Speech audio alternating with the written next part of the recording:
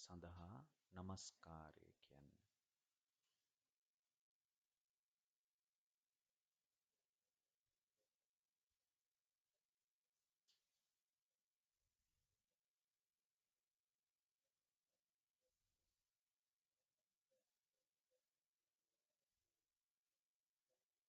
බුද්ධං සරණං ගච්ඡාමි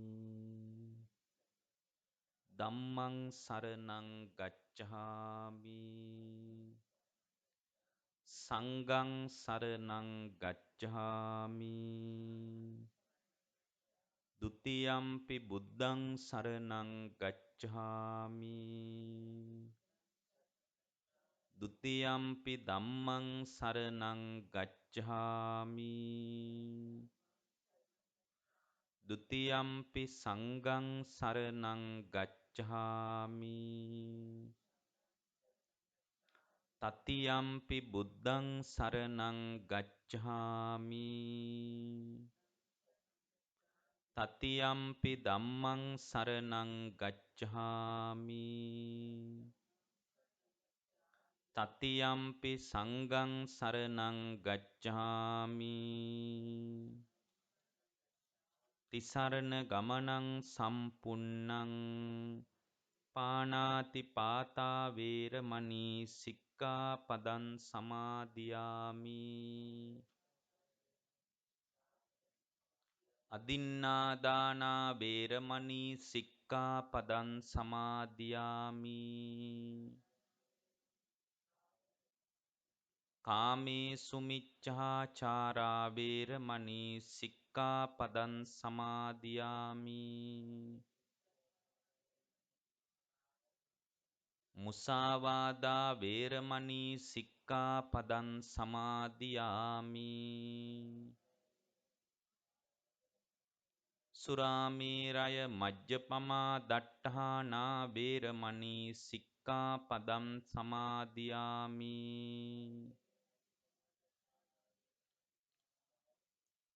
තිසරණේන සද්දින් පංචශීලං ධම්මං සාදුකං සුරක්ඛිතං කତ୍වා අප්පමාදේන සම්පාදේත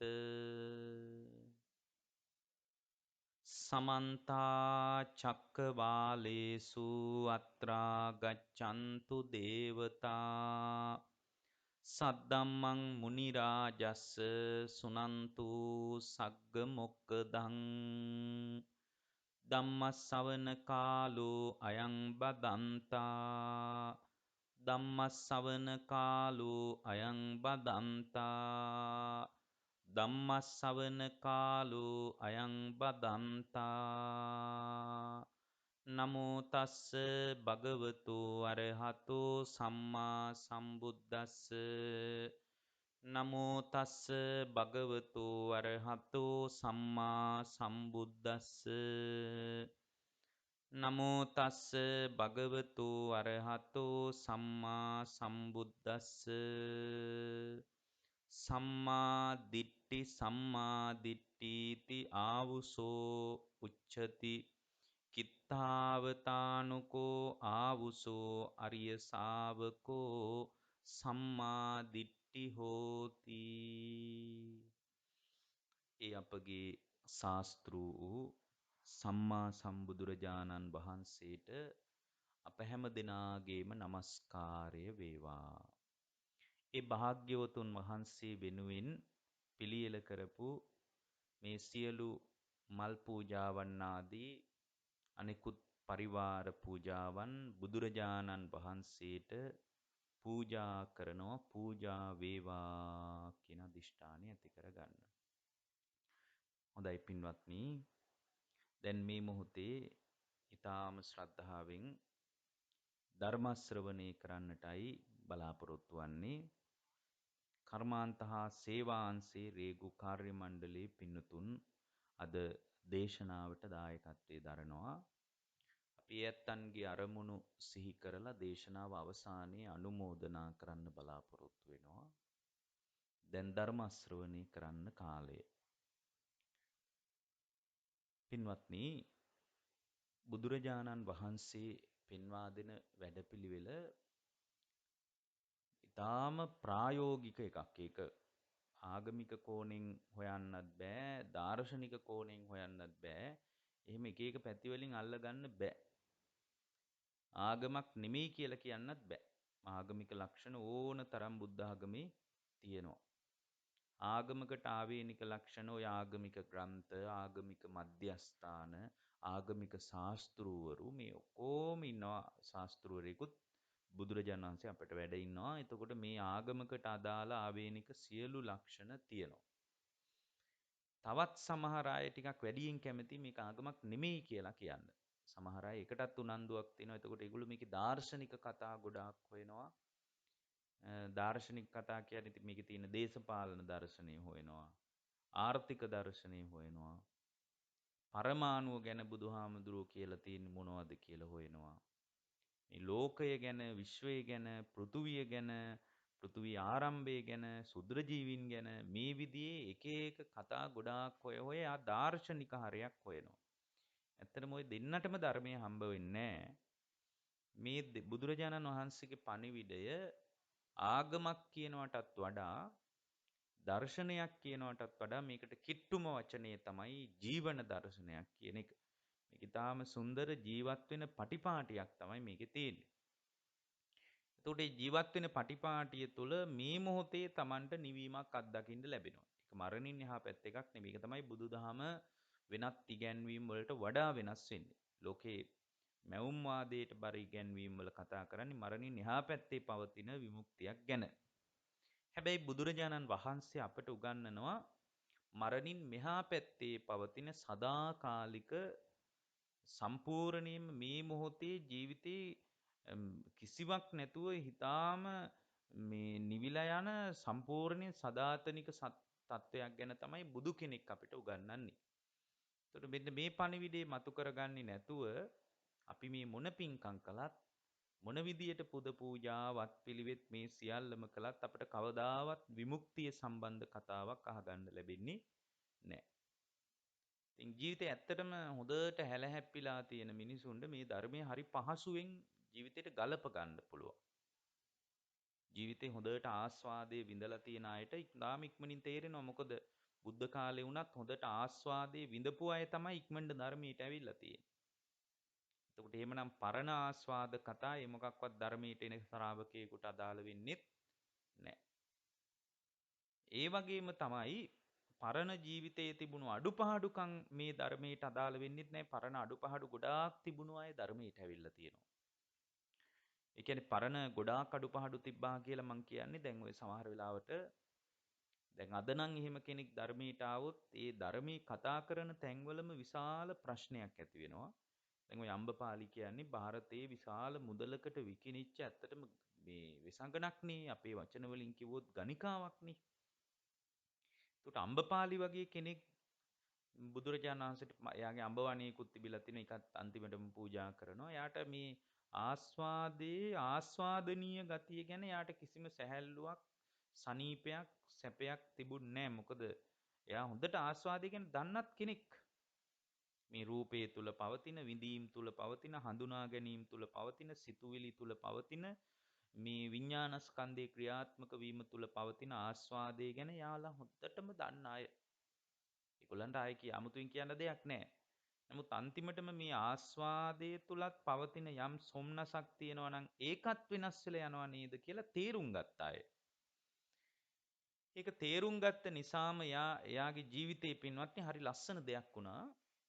දැන් ධර්මයට ආවට පස්සේ දැන් ඔය අම්බපාලි වගේ කෙනෙක්ගේ කොණ්ඩේ හදන්න විතරක් 500ක විතර කණ්ඩායමක් ඉඳලා තියෙනවා. දැන් අපිට එහෙම ඉන්නවද කවුරු? අපිට ඉතින් එහෙම කෙනෙක් දෙන්නෙක්වත් නැහැනේ. දැන් 500ක් විතර එයාගේ කොණ්ඩේ හදන්න අපේ ආර්යාවට අද මොකද්ද දාන කොණ්ඩ මෝස්තරේ. ඒක තීරණය කරන්න 500ක විතර කණ්ඩායමක් ඉඳලා තිනවා. දැන් ඔය අම්බපාලි වගේ කෙනෙක් යනකොට විශාල රථ පෙළක් යනවා ඇයිගේ ආරක්ෂාවට. මොකද ඇයිගෙන් පහස බලාගෙන ආවේ සාමාන්‍ය මිනිස්සු නෙමෙයිනේ. මැති ඇමතිවරු, සිටුවරු බොහෝම ධනවත් පෙළේ මිනිස්සුනේ ඇයිගෙන් පහස බලාපොරොත්තුෙන් ආවේ. එතකොට ඇයිගෙන් පහස බලාපොරොත්තුෙන් ඇවිල්ලා ඇයිගෙන් පහස ලැබපු මිනිස්සු විශාල පිරිසක් හිටියා. ඒගොල්ලෝ බොහෝම විශාල ආර්ථික ශක්තියක් තිබුණු අය. නමුත් අවසානයේ ඇය බුදුරජාණන් වහන්සේගේ ධර්මයේ තුලින් සැනසුණාට පස්සේ ආ තේරුම් ගත්ත එක දෙයක්. මේ ආස්වාදය අනිත්‍ය වෙලා යන එකක් කියලා තේරුම් ගත්තා. තේරුම් ගැනීම තුළ දැන් බලන්න එක හරි පුදුමයි.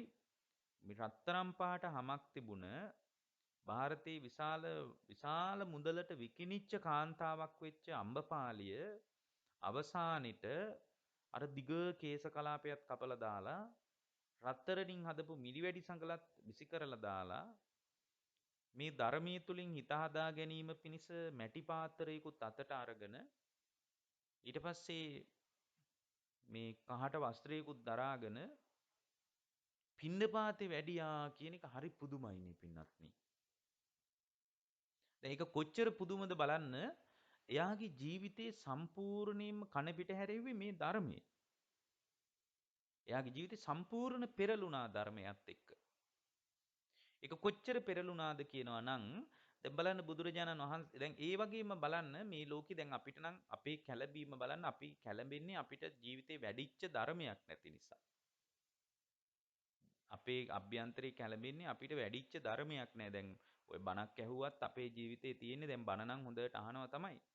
නමුත් අපි හොඳට බහුශෘත භාවයක් අපි තුල තියෙනවා. නමුත් ධර්මානුධම්ම ප්‍රතිපදාවක් නෑ. ඒ ධර්මයේ Tamanගේ ජීවිතයට ගලපා ගැනීමක් ලංකාවේ බහුතර පිරිසක්ගේ ජීවිතවල අත්දකින්න ලැබෙන්නේ හොඳට බණ දන්නවා. ඒ බණ දන්න මිනිසුන්ගේ ජීවිතවලට ඒ බණ ගැළපිලා නැති ලොකු අරුබුදයක් තියෙනවනේ. ඒ නිසා බොහොම ප්‍රශ්නයක් එනකොට ඒ ප්‍රශ්නෙට මූණ දෙන විදිය ගැන මේ මනුස්සයට අදහසක් නැහැ. එක්ක බෙල්ල වැලදා ගන්නවා. එක්ක ජීවිතයේ ලිඳකට පනිනවා. එක්ක වස බොනවා. මේ විදිහට ජීවිතයට ධර්මයේ ගැළපිලා නැති වුණාට පස්සේ එයාට ඒ ධර්මයේ Tamanගේ ජීවිතයට මිශ්‍ර වෙනකොට කොතනින්ද ධර්මයේ තුලින් නැගිටින්නේ කියලා එයාට තේරුමක් නැහැ පින්වත්නි. ඒ තේරුමක් නැති නිසා මේ මනුස්සයා විශාල අමාරුවක වැටෙනවා. දැන් ඔය බණ අහනවා දැන් ඇත්තටම බණ අහන්නෙත් නිකන් සම්ප්‍රදායට වගේනේ. දැන් මේකත් ඊටාම සාම්ප්‍රදායික බණක්නේ ඇත්තටම. මේක ඊටාම හොඳ දෙයක්. දැන් මේ බණ ඊටාම සාම්ප්‍රදායිකයි. දැන් මේ පැය ඇතුළත අපි වාඩි වෙලා මේ හාන්දුරු කියන එක අහගෙන ඉන්න ඕන වගේ එකක් තියෙන. එහෙම අහන්න එපා බණ. ඒ නිසා මේ හාමුදුරුවරුන්ට ඕන තරම් ලංකාවේ මිනිස්සු රවට්ටන්න පුළුවන්. ඒ කියන්නේ පූජකවරුන්ට ඒක ඕනෑම ආගමක කෙනෙකුට ඕන විදියට ස්වාමී මේ ගිහි ශ්‍රාවකයාව අන්දන්න පුළුවන්. ඒතර ඒ ගිහි ශ්‍රාවකයාගේ තියෙන අහිංසක භාවයයි එයාගේ ධර්මයට ජීවිතයට ගලප ගැනීමයි නැති වුණාට පස්සේ ඒ ස්වාමීන් වහන්සේ නමක් හරි ඕනම ආගමක පූජකෙක් ඒ කියන පදයට නටාගෙන ගිහියෝ ටික යනවා. සමහරට උගත්කම් බුද්ධිමත්කම් ඒ මොකක්වත් අදාළ නැහැ.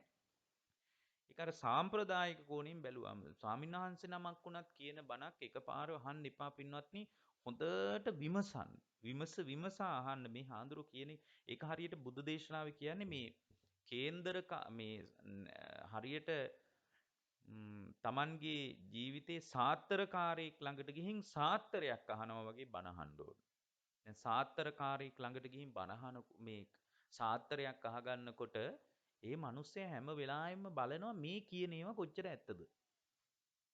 දැන් එහෙම අදහසින්නේ බලන්නේ. සාත්තරයක් කියනකොට එයා බලනවා මේ කියන එක මගේ ජීවිතේට ගැලපෙනවද? මේ gedara ගැන කියන ඒවා හරිද? මේ මම ගැන කියන ඒවා හරිද? බිරිඳ ගැන කියන ඒවා හරිද? දරුවෝ ගැන කියන ඒවා හරිද කියලා නිතරම Tamanගේ පැත්තෙන් විමසිල්ලෙන් ගලපනවා. ගලපලා බොරු නම් එයා අත්හැරලා දානවා.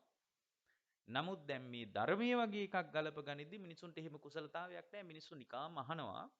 අහලා එහෙම හොඳයි හාඳුරණී කියලා නැගිටලා යනවා. එහෙම ශ්‍රාවකයෝ ටිකක් ඉන්න තාක්කල් ඒක නිකන් කනවැල අල්ලගෙන යන අන්ධයෝ ටිකක් වගේ. ඉස්සරහ යන මිනිහා දන්නෙත් නෑ හරියට යන්නේ කොහෙද කියලා. මැදින් යන මිනිහා දන්නෙත් නෑ මිනිහත් අරක අල්ලගෙන යනවා. අන්තිමටම යන මිනිහා දන්නෙත් නෑ. අන්තිමටම වෙච්ච යහපතකුත් නෑ. ලංකාවේ මිනිසුන්ට ඒක තමයි වෙලා තියෙන්නේ. දැන් වාසනාවකට ඕන දැන් වෙනකොට වෛද්‍යවරු, ඉංජිනේරු මහත්තුරු මේ විදිහට විශාල සමාජයේ උගතුන්යයි සම්මත පිරිස පවා පුදුම උනන්දුවක් තියෙනවා. ඒ උනන්දුව තියෙන්නේ මේ බුද්ධ පූජා කතාන්දර වලට නෙමෙයි. මල් පූජා කිරීම ගැන නෙමෙයි. ඒගොල්ලන්ට උමනාව තියෙන්නේ මේ පහන පත්තු කරාම කොයි පැත්තටද තියන්නේ? අටපිරිකර කඩෙන් ගත්තමද හොඳ? පන්සලෙන් ගත්තමද හොඳ? ඊට පස්සේ මේ බත් එක්ක මස් කෑවොත් එහෙම මොකද අවුල වෙන්නේ? ඊට පස්සේ එළවලු විබතුයි කණ එකද බුදුහාමුදුරන්ගේ ක්‍රමේ? ඒ වගේ ප්‍රාථමික කතාන්දර ටිකක් එයාලට නෑ. එහෙම ප්‍රශ්න නෑ ඒගොල්ලන්ට. ඒගොල්ලෝ අහන්නේ ඇවිල්ලා ස්වාමින් වහන්සේ දැන් මේ වෙලාවේ දුක ඉවර කරගන්න ඔබ වහන්සේලා මොනවා හරි දන්නවනම් ඒක කියන්න. ඉලක්කෙට අහනවා. එතකොට හාමුදුරුවරුන්ටත් මේ වටේ කතාන්දර මුකුත් කියන්න බෑනේ. ඉලක්කෙට අහනවා. දැන් සමහර උගත් ඉන්නවා ওই මහාචාර්යවරු එහෙම. මට මේ පෙරේදරය කතා කළා මොරටු විශ්වවිද්‍යාලේ මහාචාර්යවරයෙක්. ඉතින් ඉලක්කෙට අහන්නේ. නේ මට දැනගන්න ඕන මේ හිත නිවා ගන්න විදිහ ගැන. ඔබ වහන්සේ කියන්න මේ හිත කොතනින්ද නිවෙන්නේ මේ සම්පූර්ණයෙන් සාංශාරික ජාලයට බැඳිච්ච සත්වයක් නම් මම ගැලවෙන විදිහ මට කියන්න මට වෙන මොකුත් කතා ඕනේ නැහැ කියලා. ඒතකොට එහෙම ඇහුවාම ඉලක්කයට අපිට කියන්නත් පුළුවන්. ඉලක්කයට අහන මිනිහට ඉලක්කයට කියන්න පුළුවන්. ඒකට හේතුව තමයි පින්වත්නි දැන් අද වෙලා තියෙන්නේ නිකන් බෙහෙත් ගන්න ආවට පස්සේ වෛද්‍යවරයෙක් ළඟට බෙහෙත් ගන්න ආවට පස්සේ ඒ දොස්තර මහත්තයා බෙහෙත් දෙන්න එපාය. එයා බෙහෙත් දෙන එක පැත්තකින් තියලා ඒ මිනිස්සේ අවුරුදු 5ක් ඉගෙන ගත්ත වෛද්‍ය උපාධිය උගන්වනවා වගේ වැඩක් අද කෙරේ. පින්වත්නි බෙහෙත් ගන්න ආවම වෛද්‍ය උපාධියත් ඉගෙන ගන්න ඕනද? එහෙම එකක් නැහැ. බස් එකේ ඉඳලා කොළඹ ඉඳලා නුවරට යන්න ටිකට් එකක් ගත්තාම එයා අතුරු පාරවල් ගැනත් දැනගන්න ඕනද? දැන් බස් එකේ සල්ලි දුන්නාන් පස්සේ බස් එකේ මිනිස්සයා ඒකට ටිකට් එකක් දෙන්න එපාය. ඒක දෙනවා එනුවට යා මේ කිරිබත් ගොඩෙන් හැරෙන පාරවල් ගැනයි කෑගල්ලින් අහවල් පැත්තට යන්න පුළුවන් වරකපොලින් මේ පැති වලට පාරවල් තියෙනවා මාවනැල්ල කියලා එකක් හම්බ වෙනවා. උතන කන්ද ඔය කතා මොකක්වත් අදාළ නැහැ. එයාගේ වැඩේ කරාම හරි. අද මිනිස්සු ඉලක්කයට ධර්මය අහන්නේ අද මිනිසුන්ට තියෙන බොහෝම ප්‍රාථමික ප්‍රශ්නනේ ධර්මී. තුරු ධර්මයේ ඇත්තටම මේක තමයි මේ සතවර්ෂයේ ඇතිවෙච්ච බරපතලම කතාව තමයි මේ කතාව. සම්පූර්ණයෙන්ම හිත ගැන විශ්ලේෂණය කරලා භාග්‍යතුන් වහන්සේ කියාපු කතාව. මේක ඊටාම ගැඹුරු කතාවක්. මේක ඊටාම අනුපූර්වව ගැළපි යන කතාවක්. මේ ධර්මය අහගෙන ඉන්නකොට මේ මොහොතේ නිවෙන්න පටන් ගන්නවා. හැබැයි නිවෙන්න පටන් ගන්න කතාව ඊටාම මේක හරි ගැඹුරට යන කතාවක් පින්වත්. මේක පැය ගාණක් දවස් ගාණක් එක දිගට කතා කරන්න ඕන කතාවක්. ඒකට හේතුව තමයි දැන් මේ ක්‍රියාවලිය දැන් ඒ කාලේ අපි අහලා තියෙනවනේ එක බණක් අහලා සෝතාපන්න වුණා කියලා. එතකොට අද එහෙම කරගන්න පුළුවන් අය ඕන තරම් මට නම් හම්බෙලා තියෙනවා. එතකොට මේ බණක් අහලා සෝතාපන්න වුණා කියන එක ඒ කියන්නේ ඇත්තටම මේ එක තැනකින් ධර්මය අල්ලගෙන ගැඹුරටම ගිහින් සම්පූර්ණයෙන් උපතක් කරා යන්නේ නැති විදිහට නිවිලම යන්න පුළුවන් තැනක් තියෙනවා. සම්පූර්ණයෙන් මොකක්වත් නැහැ හුළඟක් වගේ මේ ඇතිවෙන පංචස්කන්ධ ධර්ම ටික හටගෙන නිරුද්ධ වීමක් විතරයි නේද තියෙන්නේ කියලා සම්පූර්ණයෙන්ම නිවිලා යනවා. ඒකට මේ සම්මාදිට්ඨිය හදාගෙන එක තැනකින් බැහැ ගන්න ඕන. බහින තැන් ගොඩාක් කියන්න පුළුවන්. දැන් සම්මාදිට්ඨිය හදාගෙන දැන් සම්මාදිට්ඨිය කියන්නේ දැන් මොකද්ද සම්මාදිට්ඨිය? දැන් මම මුලින් අද මේ පාඩයක් විදියටත් ධර්ම දේශනාව කිව්වේ ඒකනේ මොකද්ද සම්මාදිට්ඨිය කියන්නේ? සම්මාදිට්ඨිති ආවුසෝ කියලා අහනවනේ සාරිපුත්ත හාමුදුරුවන්ගෙන් මේ ස්වාමීනි සම්මාදිට්ඨිය කියනවා මොකද්ද සම්මාදිට්ඨිය කියලා අහනවා. මොකද්ද පින්වත්නි අතටම සම්මාදිට්ඨිය කියන්නේ? ඔව් දැන් ඔන්න සම්මාදිට්ඨිය ගැන ඔන්න මේ මහත්තයා කියපු කතාව ඊටාම හොඳ කතාවක් ඇත්තටම. තෙරුවන් කෙරෙහි සද්ධාව හදාගෙන අර දසවස්තුක සම්මාදිට්ඨියට එනවා. ඇත්තටම ඕක දැනගත්ත කියලා සෝතාපන්න වෙන්නේ නැහැ. ඕක දැනගත්තට වැඩක් නැහැ. ওই මහත්තයා කියන එකත් හරිය මේ ඔක්කොගේම දැන් මේ එකපාර කියන්න පටන් ගත්ත එක ඕක තමයි. එක්ක මේකට දෙන්න පුළුවන් ලස්සනම අර්ථය තමයි යහපත් දැකීම කියලා. ඊට පස්සේ එයාගෙන් ආය ඇහුවොත් මොකක්ද යහපත් දැකීම කියලා ඇහුවොත් එයා ඊට පස්සේ සද්ද නැහැ. එයා බිම් බලා ගන්නවා. ඒතර මේක යහපත් දැකීම දැන් මේක දැනගත්ත කියලා මොකක්වත් වෙන්නේ නැහැ ඇත්තට. නිකන් හුදු දැනුම් මාත්‍රයක් එකතු වෙනවා විතරයි. මෙන්න මේ සම්මාදිට්ඨිය ඇති වුණාට පස්සේ සම්මාදිට්ඨිය ඇති වෙන ක්‍රම සම්මාදිට්ඨික සූත්‍රය විතරක් 16ක් තියෙනවා. ඊට පස්සේ මහා චත්තාරීසක සූත්‍ර වගේ දේශනාවල තවත් විශාල වශයෙන් විස්තර කරලා තියෙනවා. මේ සම්මාදිට්ඨිය කියනවා මොකද්ද සම්මාදිට්ඨිය කියලා බුදුරජාණන් වහන්සේ විස්තර කරද්දී සම්මාදිට්ඨිය කියලා කියන්නේ ඔන්න එකක් මම කියන්නම්. සම්මාදිට්ඨිය කියලා කියන්නේ කුසලම් පජානාති කුසල මූලම් පජානාති අකුසලම් පජානාති අකුසල මූලම් පජානාති අයං උච්චතාවුසෝ සම්මාදිට්ඨි අකුසලයයි අකුසල් මූලයයි කුසලයයි කුසල් මූලයයි යම් කෙනෙක් දැනගත්තොත් මහණෙනි එපමණකින් සම්මාදිට්ඨිකයි කියලා කියනවා. ඔන්න එක ක්‍රමයක්. එතකොට මේ දක්ෂ ශ්‍රාවකයෙකුට මේ ඕනම තැනකින් සම්මාදිට්ඨිය හදාගන්න පුළුවන්. දැන් හරි අකුසලම් පජානාති අකුසල් දැනගන්නවා. අකුසල් කියන්නේ දැන් මම මේ කියන එක හොඳට කල්පනා කරන්න. අකුසල් මොනවද? අකුසල් කියන්නේ දස අකුසලයේ කියලා එකක් අපි කතා කරන්නේ. මෙතන මේගොල්ලෝ මේ පින්නතුන් විශේෂයෙන් මේ රේගු බෞද්ධ සංගමේ මාසිකව බණ කියන නිසා මම මේ ශ්‍රද්ධාව ගැන කතා කරන්නේ නැතුව මේ අය මේ හොඳට ධර්මයේ අහන අය. නමුත් මේක තැනකින් අල්ලගෙන මේ මම කියන මානසිකාරයේ යම් කෙනෙක් හදාගත්තොත් එයා මේ දේශනාවෙන් සෝතාපන්න වෙන්න පුළුවන්. එක බණකින් එහෙම කරගත්ත අයත් ලංකාවේ ඉන්නවා. එහෙම ඕන තරම් ඉන්නවා ලංකාවේ දැන්. හාමුදුරුවරුත් හරියට ඔය ශ්‍රී පාද කැලෑවේ ලග්ගල කැලෑවේම හරියට ධර්මයේ පුහුණු කරගෙන ඒවා හොඳටම ප්‍රායෝගිකව වඩන අය ඉන්නවා. අනිත් එක තමයි මේක ගිහි ජීවිතයට බාධාවක් නැහැ. ගිහි ජීවිතයට ඒක බාධාවක් නැහැ. මේ කාමභෝගී ජීවිතයට කිසි බාධාවක් නැහැ. එයා අර සියල්ල හටගෙන නිරුද්ධ වෙනවා කියන කතාව විතරක් දැනගෙන ඉන්නවා එච්චරයි. දැන් අපිට හිතෙන්නේ මේක එක දිගටම පවතිනවා කියලා. ඒක තමයි අපේ තියෙන අවිද්‍යාව. මම මේ කියන්නේ හොඳට නුවණින් විමසන්න. එතකොට තේරෙයි මේක ASCII මොකක් හරි අමුතු එකක් තියෙනවා කියලා තේරෙයි. දැන් සම්මා දිට්ඨිය එක ක්‍රමයක් කිව්ව කුසලම් පජානාති කුසල මූලම් පජානාති අකුසලම් පජානාති අකුසල මූලම් පජානාති අයං උච්චතාවසෝ සම්මා දිට්ඨි මහණෙනි කුසලයයි කුසල් මුලයි අකුසලයයි අකුසල් මුලයි දැනගත්තම සම්මා දිට්ඨිකයි කියලා. අකුසලයි කියන්නේ දස අකුසල් වලටනේ අර කයින් වෙන අකුසල් 3ක් තියෙනවා. වචනයෙන් වෙන අකුසල් 4ක් තියෙනවා. මනසින් වෙන අකුසල් 3ක් තියෙනවා. අවිජ්ජා ව්‍යාපාද මිච්ඡා දිට්ඨි කියලා. වචනින් බොරු කීම, කේලම් කීම, හිස් වචන, පරුස වචන කියලා 4ක් තියෙනවා. කයෙන් වෙන ඒවා 3ක් තියෙනවා. මේ හොරකමයි, කාම මිත්‍යාචාරයයි, මේ ආදි ප්‍රාණඝාතයයි මේ තුනයි මේ ටික 10 කියනවා. ඔන්න ඔක දැනගත්තාම සම්මාදිට්ඨිකයි කියනවා. අකුසල මූලම් පජානාති. අකුසල් මුලක් දැනගන්නවා. ලෝභ, ද්වේෂ, මෝහ. එක්ක ලෝභයේ මුල් වෙලා තියෙනවා අකුසලයට, එක්ක ද්වේෂයේ මුල් වෙලා, එක්ක මෝහයේ මුල් වෙලා. මේක ටිකක් නීරස කතාවක් වගේ වෙන්න පුළුවන්. මොකද මේකේ සුරංගනා කතා මොකුත් නැති නිසා. හැබැයි මේක හොඳට කල්පනා කරන්න. හොඳට මම මේ කියන එක කල්පනා කරලා බලන්න මේ කියන්නේ මොකද්ද මේ කියන්නේ මේක ASCII මොකක් හරි තියනවද කියලා බලන්න. මේ මං කියන ඒවත් පිළිගන්න යන්න එපා. ඊට පස්සේ ඔන්න යා අකුසලයක් දන්නවා අකුසල් මුලුත් දන්නවා කුසලයක් දන්නවා. මොකද්ද කුසලය? ඒ අර අකුසල් වලම ප්‍රතිපක්ෂයක් තියෙනවනේ. බොරු කීමෙන් වළකීම, කේලම් කීමෙන් වළකීම, දැන් පාණාතිපාතා මේ අකුසලම් පාණාතිපාතා වේරමණිය කුසලම් ප්‍රාණඝාතයෙන් විරමණේ තමයි කුසලය. ඒකෙම ප්‍රතිවිරුද්ධ පැත්ත කුසල් කියලා කියනවා. ඒතරුණු කුසලයක් දැන් දන්නවා කුසල් මුලුත් දැනගන්නවා අලෝභය අද්වේෂය අමෝහය. ඇත්තටම අකුසලයක් වෙනවා නම් එක්ක ලෝභය එතන තියෙනවා, ද්වේෂය තියෙනවා, මෝහය තියෙනවා, මේ තුනම තියෙනවා. ඔන්න ඔය 10 ඔය ටික දැනගත්තාම යා සම්මා දිට්ඨිකයි කියනවා. ඕක දැනගත්ත කියලා කවදාවත් සෝතාපන්න වෙන්නේ නැහැ. ඕක දැනගත්තට මදි. අන්නේ එතන උපන් එයා කුසලයයි අකුසලයයි දැන ගැනීම තුළ අර ඒ දැනගත් එක අනික් පැත්තට විදර්ශනා සම්මාදිට්ඨියට හරව ගන්න ඕනේ. ඒකට කියනවා විපස්සනා සම්මාදිට්ඨි කියලා. එයා ඒ විපස්සනා සම්මාදිට්ඨියේදී විශේෂ දෙයක් වෙනවා හැම වෙලාවකම මේ ඇතිවෙන අත්දැකීම් තුළ පංචස්කන්ධ ධර්මයක් ක්‍රියාත්මක වෙන විදිය දකිනවා.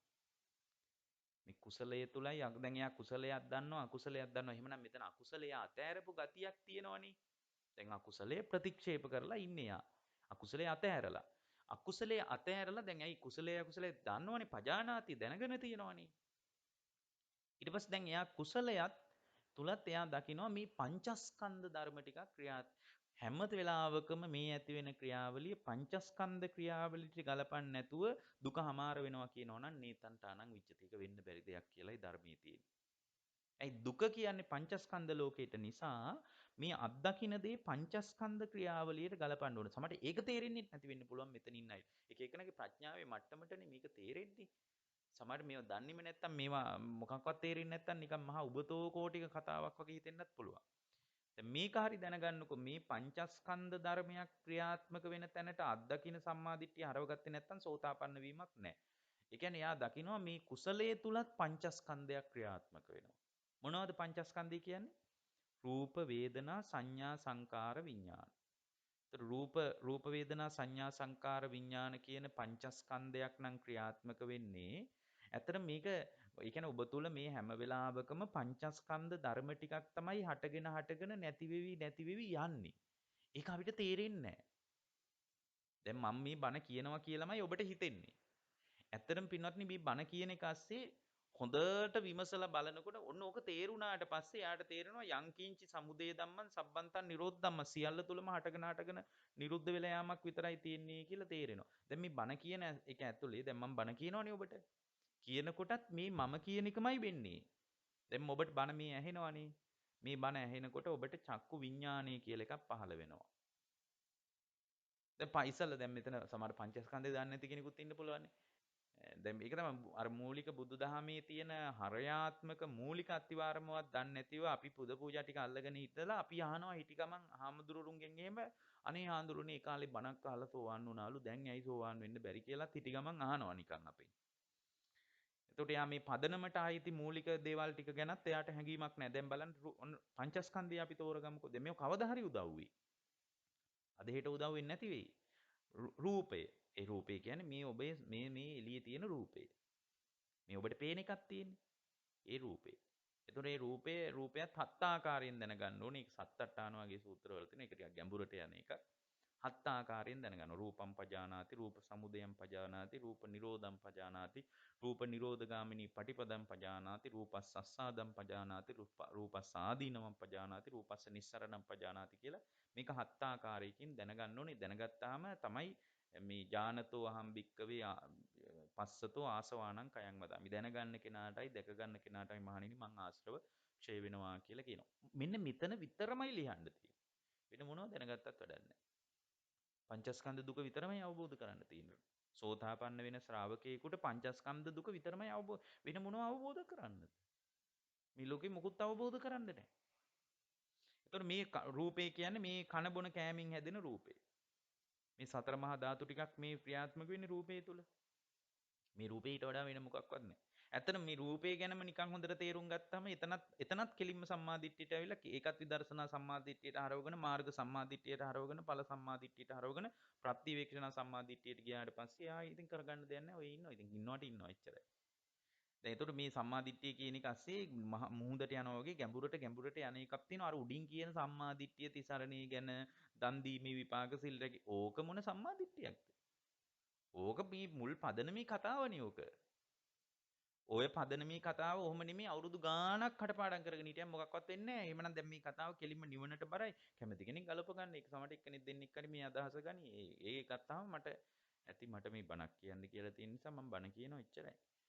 දැන් බලන්න සම්මා දැන් මෙතන රූපය ගැන එතන රූපය ගැන හොඳටම දැනගත්තාම තේරෙනවා. දැන් රූපය තුල තියෙන්නේ පඨවි ධාතු, ආපෝ ධාතු, තේජෝ ධාතු, වායු ධාතු කියලා සතර මහා ධාතු ටිකයි විතරයි. මේ එළියේ තියෙන්නේ ඕවා ටිකක් විතරයි. එළියේ තියෙන මේ එළියේ තියෙන්නේ මේ ගලක තියෙන මේ කන්දක තියෙනවා පඨවි ගතියක්, ඝන ගතියක්. ඒකමයි මේ ශරීරයේ තියෙන්නේ. මේ රූපේ තියෙන්නේ. එතකොට මේ පඨවි ස්වභාවයක්මයි තියෙන්නේ. එළියේ ගඟක තියෙන, ඇලක තියෙන, දොලක තියෙන ඊට පස්සේ ගලාගෙන යන ජලාශයක තියෙන වැగిරෙන ගතිය තමයි ලේවල, සෙමවල, හොටුවල, මූත්‍රාවල, දහඩියවල තියෙන්නේ. මේ ශරීරයේ තියෙන ආපෝ ගතියක් තියෙන්නේ. තේජෝ ගතියක් තමයි මේ ශරීරයේ තියෙන්නේ. ඒ කියන්නේ මේ එළියේ තියෙනවා හිරු රශ්මියේ එහෙම දවන, තවන, දිරවන ගතියක්. මේ ශරීරයේ තියෙන්නේ දවන, තවන, දිරවන ගතියක්. එළියේ තියෙනවා මේ සෙලවෙන චලනය වීම තියෙන මේ වායෝ ධාතුවේ තියෙනවා හෙලවෙන චලනය වෙන පිම්බෙන ගතියක්. මේ ශරීරයේ තෙලවෙන චලනය වෙන පිම්බෙන ගතියක් විතරයි තියෙන්නේ. එතකොට දැන් තේරෙනවද එළියේ තියෙන පදාර්ථ ටිකමයි මේකෙත් තියෙන්නේ කියලා. ඒ එළියේ තියෙනවට වඩා මොකුත් වැඩියෙන් ඇත්තෙත් නෑ ඇත්තටම. ඇයි?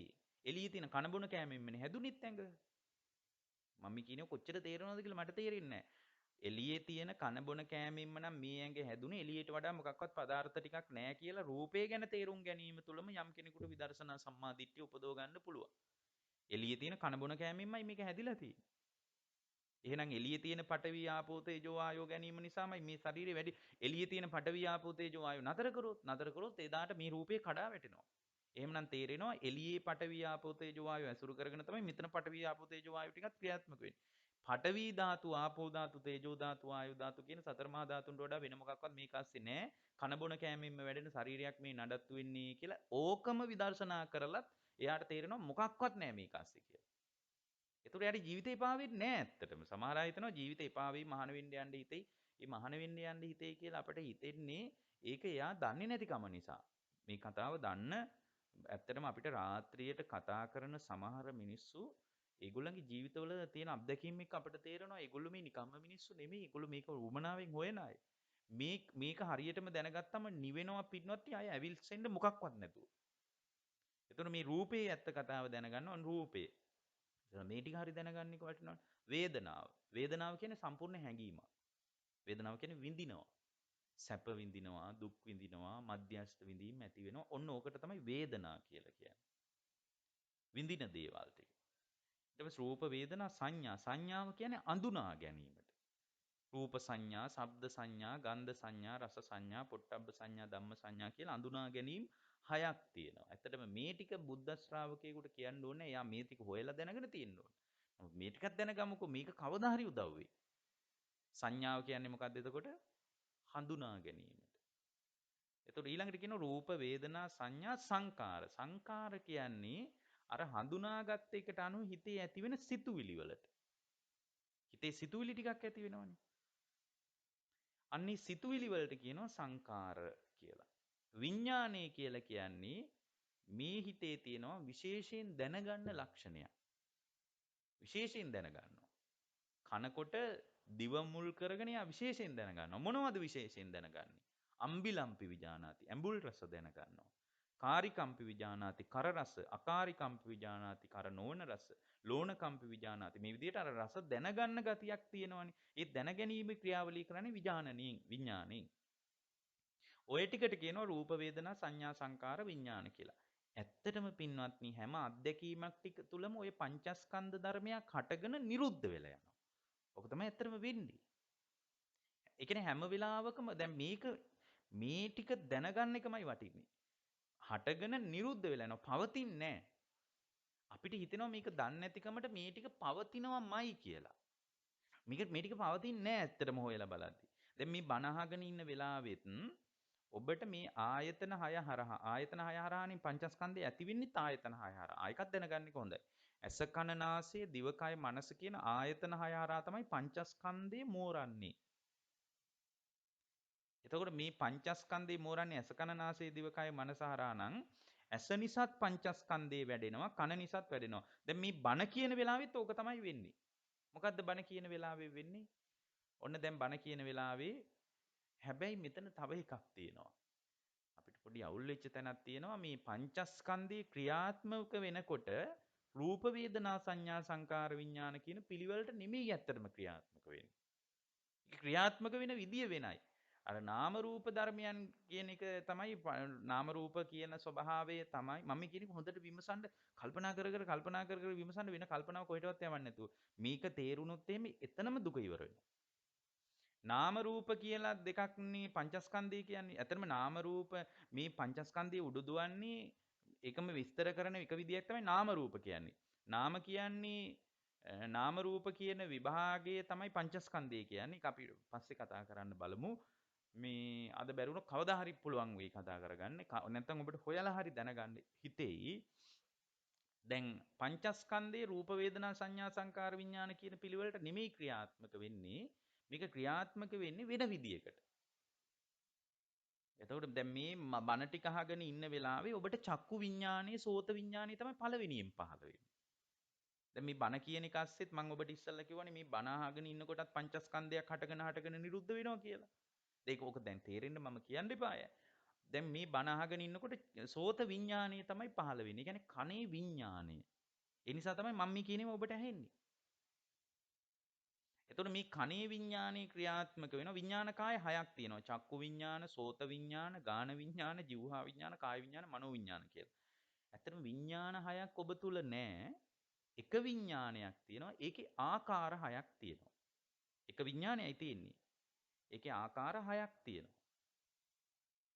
ඒක හරියට නිකන් දර නිසා ගින්න ඇති වුණාම දර ගින්න කියනවා. පිදුරු නිසා ගින්න ඇති වුණාම පිදුරු ගින්න කියනවා වගේ විඥාන හයක් ක්‍රියාත්මක වෙනවා. ඒ ක්‍රියාත්මක වෙලා මේ එක දිගට පවතින හටගත්ත තැනම එතනම නැති වෙලා යනවා. ඒ නිසා මේවා එකවර පවතින්නෙත් නැහැ. ඒ කියන්නේ මේ චක්කු විඥානේ තියෙනකොට සෝත විඥානේ පවතින්නේ නැහැ. ඇහි විඥානනේ ඇහි විශේෂ දැන ගැනීම යම් වෙලාවක තියෙනකොට කනේ විශේෂ දැන ගැනීම පවතින්නේ නැහැ. නමුත් අපිට හිතෙන්නේ මේ දැන් මේ වෙලාවෙම ගමුකෝ. දැන් මාව ඔබට පේනව නේද?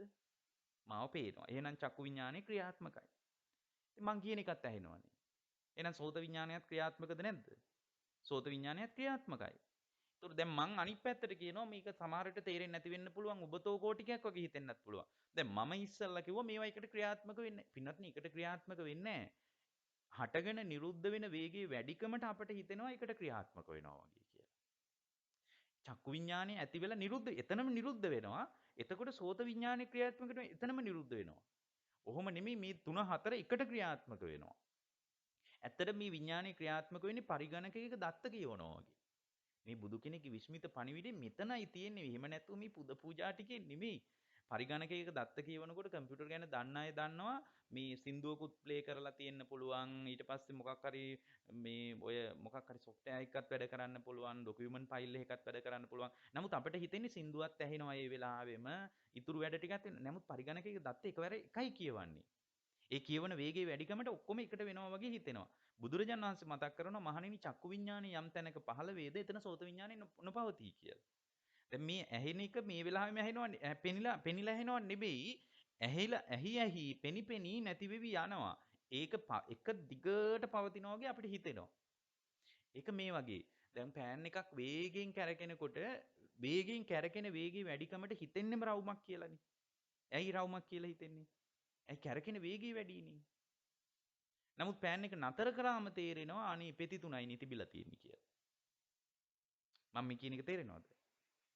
අර කැරකෙන වේගයේ වැඩිකමට තමයි රවුමක් වගේ පේන්නේ. අන්න ඒ වගේ මේ වෙලාවෙම ඇහෙනවා මේක එක දිගට පවතිනවා කියලා තේරෙන්නේ අපිට හිතෙන්නේ එක දිගට පවතින්නේ හටගෙන නිරුද්ධ වෙන ධාරිතාවයේ වැඩි නිසා වේගයේ වැඩිකමට අපිට එක දිගට පවතිනවා වගේ පේනවා. ඒකයි බුදුරජාණන් වහන්සේ විඥාණයට කියන්නේ හතරම ඔකට ලස්සන උපමාවක් දෙනවා. විඥාණය කියන්නේ හතරමං හන්දියක මැජික් පෙන්වන මැජික් කාරයෙක් වගේ කියනවා.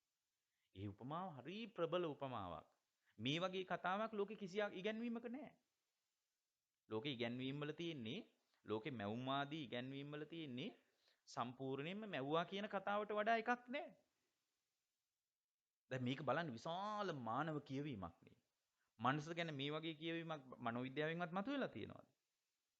දැන් බලන්න විඥානයේ ක්‍රියාත්මක ඒක හරියට හතරමං හන්දියක මැජික් කාරයෙක් වගේ කියනවා. ඒ කියන්නේ මැජික් පෙන්නනවා නම් ඉස්සරහට විතරනේ පෙන්වන්නේ. නමුත් මෙතන බුදුරජාණන් වහන්සේ කියනවා මහණෙනි හතරමං හන්දියක මැජික් පෙන්නනවා වගේ. ඒ කියන්නේ හතර පැත්තෙන්ම බලනවා ඒත් හොයන්න බෑ. කොහේ හොයන්නද මේ මම දැන් මේ කියනවා මාව මේ වෙලාවෙම පේනවා මේ වෙලාවෙම ඇහෙනවා. දැන් බත් පිඟානක් අරගෙන ගිහින් ටීවී එක ඉස්සරහා වාඩි වුණා කියලා හිතන්න. කෑමේ රස ටිකත් මතකයි. ඒ කියන්නේ ජීවහා විඥානයේ ටිකත් ඔක්කොම මතකයි. බලාගත්ත රූප ටිකත් ඔක්කොම මතකයි. අහගත්ත නිවුස් එකේ කතාවත් හොඳට මතකයි. ඒ වුණාට හිතෙන්නේ කන වෙලාවෙම ඇහුවා ඇහෙන වෙලාවෙම පෙනුණා කියලා. හටගෙන නිරුද්ධ වෙන ලෝකයක් මේක. ඔන්න ඕක හොඳටම ලියාගත්තාම එතකොට හිතෙනවා මේ හැම අත්දැකීමක් තුළම යංකින්චි සමුදය ධම්මං සබ්බන්තං නිරෝධ ධම්මං සියලු දේ තුල හටගෙන නිරුද්ධ වෙනවා කියලා දැක්කාම ඒ දැකීම නිසා ආය උපදින්නේ. ඕක තමයි වෙන්නේ. ඒ සියල්ලම හටගෙන නිරුද්ධ වෙනවා කියලා දැක්කාම හටගෙන නිරුද්ධ වෙන දෙයක් උපාදානෙ වෙන්නේ නැහැ. වැඩක් නැහැ හුලඟක් වගේ ඇති වෙලා නැති වෙලා යන දෙයක් නේ කියලා තේරෙනවා යම් දවසක. ඒක තේරුණාට පස්සේ නිවෙන්න කිසි දෙයක් නැතුව සම්පූර්ණයෙන්ම නිවිලා යනවා. ඒ විඥානය ආයේ පැලවෙන්නේ නැහැ. විඥානේ පැලවෙන්නේ උපාදානීය බවත් එක්ක. මේ විඥානේ පැලවෙන්නේ දෙවියෙක්ගේ කාගේවත් ක්‍රියාවලියක් නිසා නෙමෙයි පටිච්ච සමුප්පන්නව ඇති වෙන්නේ. හේතුන් නිසා ඇති වෙවි නේද? දැන් මේක විඥානේ බැහැගත්ත නිසා තමයි මේ විඥානේ මුල් කරගෙන නාම රූප කියලා දෙකක් වැඩෙන්නේ. නාම රූප කියලා දෙකක් වැඩෙන තැන නාම රූපච්චය සලආයතන ආයතන හයක් වැඩෙනවා. එහෙමනම් විඥානේ පැලවෙන එකයි බරපතල ප්‍රශ්නේ. විඥානයක් ගර්භාෂයකට බැහැගත්තේ නැත්නම් එතන නාම රූප කියලා එකක් වැඩෙන්නේ නැහැ. නාම රූප වැඩෙන්නේ නැත්නම් සලආයතන වැඩෙන්නෙත් නෑ. ආයතන හයක් වැඩෙන්නේ නෑ. ඇස කන නාසය ආදී ආයතන වැඩෙන්නේ නෑ. විඥානයේ ප්‍රත්‍ය කරගෙන තමයි නාම රූපත් සලආයතනත් ස්පර්ශයත් වේදනාවත් තණ්හාවත් මේ ඔක්කොම උඩුදුවන්නේ විඥානයක් බැහැගත් එක නිසා. ඒතර විඥානේ නිරුද්ධ වෙලා ගියපු තැනක සම්පූර්ණයෙන් දුකමාර වෙලා යනවා. ඒතර දැන් මම කියාගෙන ආවේ මේ බණ අහගෙන ඉන්න වෙලාවෙත් ඇති වෙන පංචස්කන්ධ ධර්ම ටිකක් විතරයි තියෙන්නේ. ඇත්තටම මේක පැය ගණන් දවස් ගණන් එක දිගට කතා කරලා තේරුම් ගන්න ඕන එකක්. ඒ කාලේ මිනිස්සුන්ට මේ කතාව කිව්වහම ඒගොල්ලෝ අවබෝධ කරගත්තා. දැන් මේ හැම වෙලාවකම මේ ක්‍රියාවලිය ඇති වෙන විදිය දකින්න අපි පුරුදු වෙන්න ඕන. දැන් බණ අහගෙන ඉන්නකොට ඔබට සෝත විඥානය පහළ වෙනවා. සෝත විඥානය පහළ වෙලා නිරුද්ධ වෙලා යනවා. ඒතර අපට හිතෙන්නේ ඒක දිගට පවතිනවා කියලා. නමුත් පහළ වෙලා නිරුද්ධ වෙලා යනවා. ඒ නිසා තමයි ඔබට ආයි චක්කු විඥානේ පහළ වෙලා නිරුද්ධ වෙන්නේ. ඊට පස්සේ මාව පේනවා ඔබට. ඒතර මේ ක්‍රියාවලිය වේගයෙන් ඇතිවි නැතිවි යනවා. මේකේ ධාරිතාවය හොයන්න බෑ. ඒකයි හතරමං අන්දියක මැජික් කාරයෙක් කිව්වේ. හොත්තටම බැලුවත් හොයන්න බෑ. මේක බුදු කෙනෙක්ගේ වචනේ නිසා විතරයි අපි දන්නේ. ඒතර විඥානස්කන්ධයක් ක්‍රියාත්මක වෙනවා. ඊට අනුව මාව අඳුන ගන්නවා. කනින් ඔබ අඳුන ගන්නවා මේ හාමුදුරුවෝ මේ කතාව කියන්නේ මේ හාමුදුරුවෝ කියන්නේ මේ කතාව කියලා ඔබ අඳුන ගන්නවා. එතකොට සංඥා ස්කන්ධයකුත් ක්‍රියාත්මක වෙනවා. කොහෙද ක්‍රියාත්මක වෙන්නේ? කොහෙද ක්‍රියාත්මක වෙන්නේ? Taman තුල මේ මං අස්සේ නෙවෙයි. ඊට අනුව ඔබට මේ බණ තේරෙනවා නම් සැප වේදනාවක් උපදිනවා. තේරෙන්නේ නැත්නම් නිකන් දුක් වේදනාවක්, අමනාප බවක් එක්ක මොන බණක්ද මේ මෙලෝදියක් තේරෙන්නේ නැහැ වගේ අමනාප බවක් උපදිනවා. මනාප අමනාප බවත් එක්ක සැප වේදනාවක් හෝ දුක් වේදනාවක් හිත තුළ උපදින වේදනා ස්කන්ධයකුත් මේ බණ අහගෙන යද්දී උපදිනවා. හටගත්ත තැනම නිරුද්ධ වෙලා යනවා. ඊට පස්සේ ඊට අනුව සිතුවිලි ටිකකුත් ඇති වෙනවා. මේක තේරෙනවා නම් හොඳයි මේ කතාව අමුතු කතාව මොකක් හරි මේකේ තියෙනවා කියලා මේ සිතුවිලි ටිකකුත් ඇති වෙනවා. අන්න සංකාරස්කන්ධයකුත් ඇති වුණා. ඒක කොහෙද ඇති වුනේ? බණවලද? බණ තමන් තුළ ඇති වෙනවා සංකාරස්කන්ධ. ඊට අනුව රූපස්කන්ධයත් හටගෙන නිරුද්ධ වෙලා යනවා. මේ මොහොතේම හට ගන්නවනේ. ඒ කියන්නේ ඒවට කියන්නේ චිත්තජ රූප කියලා. නාම ධර්ම ඇසුරෙන් රූපේ වෙනස් වෙනවා. දැන් උදාහරණයක් විදිහට රාගය වගේ දෙයක් ඇති වෙනකොට දැන් කෙනෙක් රාගයට බර කෙනෙක් දැක්ක කියලා හිතන්නකෝ. දැන් පිරිමි කෙනෙක් කාන්තාවක් දකිනවා. එතකොට දකින්නකොට චක්කු විඥානෙ පහළ වෙනවා. ඔන්න විඥානස්කන්ධයක් පහළ වෙනවා. ඊට අනුව අඳුන ගන්නවා. ඇහැ මුල් කරගෙන එයාගේ රූපය මෙහෙමයි, කොණ්ඩේ මෙහෙමයි, හම මෙහෙමයි අඳුන ගන්නවා. අඳුන ගන්නකොට සංඥා ස්කන්ධයකුත් පහළ වෙනවා. ඊට අනුව සැප වේදනාවකුත් උපදිනවා. ටිකක් රාගයට බර ඡාය හරි ලස්සනයි කියලා. ඔන්න වේදනා ස්කන්ධයකුත් පහළ වෙනවා. අපි මේ ගෑනු කෙනෙක්ගේ රාගයක් හොයනවා. මන් තුල පංචස්කන්ධ ධර්ම ටිකක් ඇති වෙලා තියෙන අන්තිමටම බලද්දි. ඊට පස්සේ වේදනා ස්කන්ධයකුත් පහළ වෙනවා. ඊට අනුව රාගය උපදිනවා හිතේ. අන්න සංකාර හිතුවිලි ටිකුත් පහළ වෙනවා. සංකාර ස්කන්ධයකුත් පහළ වෙනවා. ඊට අනුව රූපස්කන්ධයත් වෙනස් වෙනවා. ඒ කියන්නේ ඊට අනුව නාම ධර්ම ඇසුරෙන් හෝමෝන ක්‍රියාකාරීත්වය ඇති වෙන්න පුළුවන්. රුධිර සංසරණ වේගය වැඩි වෙන්න පුළුවන්. ළඟ ඉඳගෙන ඉන්නවා නම් දාඩිය දාන්න පුළුවන්. අන්න බලන්න නාම ධර්ම ඇසුරෙන් රූපස්කන්ධයත් වෙනස් වෙවි යනවා. මේක තමයි හැම අත්දැකීමක් තුළම වෙන්නේ. මේ එළියේ කිසි දෙයක් නැහැ පින්වත්නි. අප එළියෙන් අත්දකින්න දේවල් තුළ මා තුළ පංචස්කන්ධ ධර්මයක් හටගෙන නිරුද්ධ වෙනවා කියලා ඒකට ලස්සන වචනයක් තියෙනවා. නතේ කාම යානි චිත්‍රානි ලෝකේ සංකප්ප රාගෝ පුරිසස්ස කාමෝ කියන. මහණෙනි බාහිර චිත්‍රවල රාගේ නැහැ කියනවා.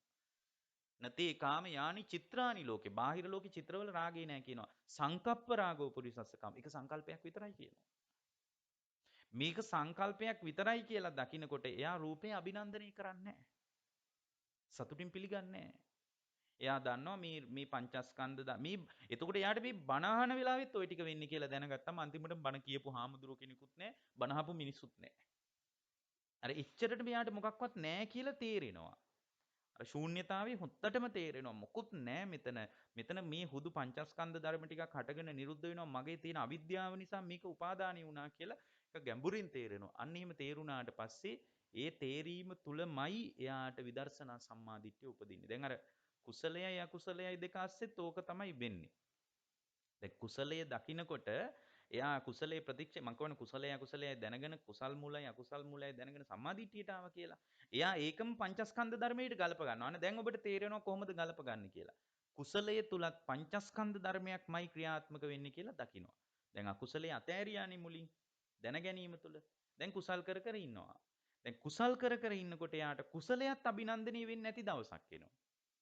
ඒ කියන්නේ එයා කුසලයක් විදර්ශනා කරනවා කොහොමද? හුළඟක් වගේ කුසලයේ තුලත් පංචස්කන්ධ ධර්ම ටිකක් හට ගන්නවා නිරුද්ධ වෙනවා. ඒ කියන්නේ උදාහරණයක් විදිහට භාවනා කරනවා කියලා හිතන්න. භාවනා කරනකොට දැන් භාවනා කර කර ඉන්නකොට අපි හිතනවා මේ මම තමයි භාවනා කරන්න කියලා. ඔන්න මෛත්‍රිය වඩනවා. මොකද කුසලයක්නේ භාවනාව. භාවනා කරනකොට දැන් එයා කුසලයේ අල්ලගෙන ඉන්නේ මේ වෙනකොට. දැන් කුසලයේ භාවනා කරනකොට එයාට හිතෙනවා භාවනා කරනකොට මනෝවිඤ්ඤාණය ක්‍රියාත්මක වෙනවා. විඤ්ඤාණස්කන්ධයක් ක්‍රියාත්මක වෙනවා. මේ මම භාවනා කරනවා කියලා හිතනවා. ඇත්තටම මම භාවනා කිරීම ඇස්සෙත් පංචස්කන්ධ ධර්මයක් නේද ක්‍රියාත්මක වෙලා තියෙන්නේ කියලා ඒකත් එයා දකිනවා. ඒතර මේ භාවනා කර කර ඉන්නකොට ඔන්න විඥාන ස්කන්ධයක් ක්‍රියාත්මක වෙනවා මනෝ විඥානේ. ඒතර මනෝ විඥානේ ක්‍රියාත්මක වෙනකොට ඊට අනුව පින්වත්නි අඳුන ගන්නවා බුදු ගුණ නම් බුදු ගුණ වශයෙන් අරහං සම්මා සම්බුද්ධ මේ විදිහට අඳුන ගන්නවා. මෛත්‍රිය නම් මම සියලු සත්වයෝ උතුරු දිශා භාග දකුණු මේ විදිහට අඳුන ගන්නවා. අඳුනා ගැනීම තුළ සංඥා ස්කන්ධයක් පහළ වෙනවා. ඊට අනුව නිරාමිෂ සුඛ වේදනාවක් උපදිනවා. භාවනා කරගෙන යද්දී වේදනා ස්කන්ධයකුත් පහළ වෙනවා. ඊට අනුව සිතුවිලි ටිකුත් පහළ වෙනවා. මෛත්‍රී බවක්, කරුණාවන්ත බවක්, තවත් කෙනෙක්ගේ හදවත තෙතමනේ දැනෙන බවක් මේ හදවතේ උපදිනවා සංකාර ටික. බුදු ගුණ වඩනවා නම් සද්ධාාවක් හිතේ උපදින්න පුළුවන් සංකාරයක් උපන්නා. ඊට අනුව රූපස්කන්ධය වෙනස් වෙනවා. භාවනා කරනකොට ශාන්ත බවක් උපදින්නේ රූපය තුල. එතකොට එහෙමනම් නාම ධර්ම ඇසුරෙන් රූප බලද්දි භාවනා කිරීම තුලත් කුසලයේ තුලත් පංචස්කන්ධ ධර්ම ටිකක් ඇතිවි යාමක් විතරයි තියෙන්නේ කියලා දකිනවා. අන්න එතන කුසලයක් අභිනන්දනය කරන්නේ නැති දවසක් එනවා. ඒකට කියනවා විපස්සනා සම්මාදිට්ඨිය කියලා. එතකොට එයා සෝතාපන්නයි. ඒ විදර්ශනා සම්මා දිට්ඨිය මෙයා තවදුරටත් දියුණු කරගෙන යනවා. කාරණා කීපයක් ඔස්සේ ආතාපි සම්පජානෝ සතිමා විනෙය්‍ය ලෝකේ වගේ එහෙම විමස යනකොට එයාගේ අර ඕරම් භාගික සංයෝජනේ ඒ වෙනකොට ගැලවිලා යනවා කැඩි කැඩි. ඒ කියන්නේ සක්කාය දිට්ඨිය දුරු වෙනවා. ඔය ගැට තුනනේ ලියා ගන්න තියෙන නිඹුලින් සක්කාය දිට්ඨියයි විචිකිච්ඡාවයි සීලබ්බත පරාමාසයි තුනම ගැලවිලා යනවා. සක්කාය දිට්ඨිය කියන්නේ මගේ ආත්මය කිය ඔළුවේ හැප්පි තියෙන ගතියක් තියෙන්නේ. ඕක කැඩිලා යනවා. ඇයි දකින්නවනේ හැම වෙලාවකම හට ගැනීමයි නිරුද්ධ වීමයි ලෝකේ ක්‍රියාත්මක වෙන්නේ කියලා. ඒ දකින්නකොට සක්කාය දිට්ඨිය ගැලවිලා යනවා. එයාට තේරෙන මොන සක්කාය දිට්ඨියද මේ හැම අත්දැකීමක් තුළම හුදු පංචස්කන්ධ නාම ධර්ම ටිකක් හටගෙන නිරුද්ධ වීමක් තියෙන්නේ කියලා. අන්න ඒ දැක්ම ස්ථාවර වෙනකොට ඒ ස්ථාවර වෙච්ච තැන සම්පූර්ණයෙන්ම මාර්ග සම්මාදිට්ඨිය උපදිනවා. ඒක තුළම තමයි ඵලය උපදින්නේ. ඒකට ඵල සම්මාදිට්ඨිය උපදිනවා. මේක මේ පැයෙන් කියන්න බෑ. ඵල සම්මාදිට්ඨිය උපන්නට පස්සේ මම මෙබඳු පංචස්කන්ධ දුකකින් නිදහස් වුණා නේද කියලා ප්‍රත්‍යවේක්ෂණ සම්මාදිට්ඨියක් උපදිනවා. එවැනි ප්‍රත්‍යවේක්ෂණ සම්මාදිට්ඨියක් උපන්නට පස්සේ යාර අතන මේ ක්‍රියාවලිය ඇස්සේ මේ පංචස්කන්ධයේ උදේවැය දකින්නකොට එයාට මේ තේරෙනවා මේ හිත එකඟ වෙලා සම්පූර්ණයෙන්ම හිත නිවිල යන බවක් දැනෙනවා. සම්පූර්ණයෙන් අර ඇත්තට මේකට කියන්නේ ධර්මයකට පාවිච්චි කරන වචනේ ඔකට කියනවා පස්සද්ධිය ප්‍රීතිය එහෙම ඇති වෙනවා. හරි ප්‍රීතියක් ඇති වෙනවා. ඒ කියන්නේ හිතේ මොකක්වත් නැහැ සසල වෙච්ච ගතියක් දැනෙනවා. කැළඹෙන්නේ නැහැ කියලා Tamanට තේරෙනවා ඒක. කාගෙන්වත් අහන්න ඕනේ නැහැ ඒක ගිහින්. මට තේරෙනවා මම කැළඹෙන්නේ නැහැ දැන් මාව නිවෙනවා. මගේ හෘද සාක්ෂිය තුල මේ ඇඟ පුරාම හමමස්ලේ නහර ඇට මිදුළු වලටම කිඳා බහැපු ප්‍රීතියක් ඇති වෙනවා කියලා තේරෙනවා. අන්න ඔතනත් සමහර අය අවුල් කරගන්නවා ප්‍රීතියට ඇලිලා යනවා. ඔබ භාවනා කරද්දී එහෙම මේ ප්‍රීතිය උපදිනකොට ඒක මේ සිගරට් එකක් බිව්වා වගේ එකක් නෙවෙයි. ඒක මේ ප්ලේන් ටිකක් බිව්වා වගේ එකක් නෙවෙයි. දැන් අපි ඒ වගේ පොඩි උත්තේජනයක් වෙනුවෙන් ඕවා පාවිච්චි කරන්නේ. ඒ වගේ මේ ස්වල්ප එකක් නෙමෙයි. ඇඟ පුරාම විහිදිච්ච අමුතු ප්‍රීතියක් ඇති වෙනවා. අන්න ඒ අමුතු ප්‍රීතියක් ඇති වෙනකොට ගොඩාක් දෙනෙක් ඒ ප්‍රීතියට මුලා වෙනවා. ආනාපාන සතිය තුළ එහෙම ඔක ඉක්මනට උපදව ගන්න පුළුවන්. පීති පටිසංවේදී අස්ස සිස්සාමීති සික්කති. පීති පටිසංවේදී පස්ස සිස්සාමීති සික්කති. ප්‍රීතිය දැනගනිමින් ආස්වාස කරන්න කියනවා. මෙයා කරන්නේ ප්‍රීතිය දැනගෙන ඒ ප්‍රීතියට ඇලිලා යනවා. එතකොට සමාධිය බිඳිලා යනවා. ඒ ප්‍රීතියත් එක්කම පස්සද්ධිය උපදිලා අන්න එතන තමයි මේ හැම වෙලාවකම හටගෙන නිරුද්ධ වෙන පංචස්කන්ධයක් ක්‍රියාත්මකයි කියලා දකිනවා. ඒ දැක්ම තුල පින්වත්නි එයාට යථාභූත ඥාන දර්ශනයක් උපදිනවා. මොකක්ද යථාභූත ඥාන දර්ශනය කියන්නේ? ඇත්ත ඇති සැටියෙන් තේරෙනවා මේ එක දිගට පවතින ක්‍රියාත්මක වෙන මොකක්වත් නැහැ පංචස්කන්ධයක් හටගෙන නිරුද්ධ වෙනවා කියලා ඇත්ත ඇති සැටියෙන් තේරෙනවා. ඒකට කියනවා යථාභූත ඥාන දර්ශනය කියලා. ඒක තේරුණාට පස්සේ ඒ තේරීම නිසා යාට නිර්වේදයක් උපදිනවා. නිර්වේදය කියන්නේ කලකිරීමක් හට ගන්නවා. මොනවා ගැනද කලකිරින්නේ? දැන් කෙනෙක් කලකිරීම කියනකොට ආපෝ කලකිරෙනවා නම් අපිට ඕම එකක් ඕනේ නැහැ කියලා. මෙතන කලකිරින්නේ දරුවා ගැන නෙමෙයි. අපි හිතන්නේ දරුවා ගැන කලකිරෙයි කියලා. මෙතන ඉඩම ගැන, ගෙදර ගැන, කාර් එක ගැන, රැකියාව ගැන කලකිරෙනව නෙමෙයි.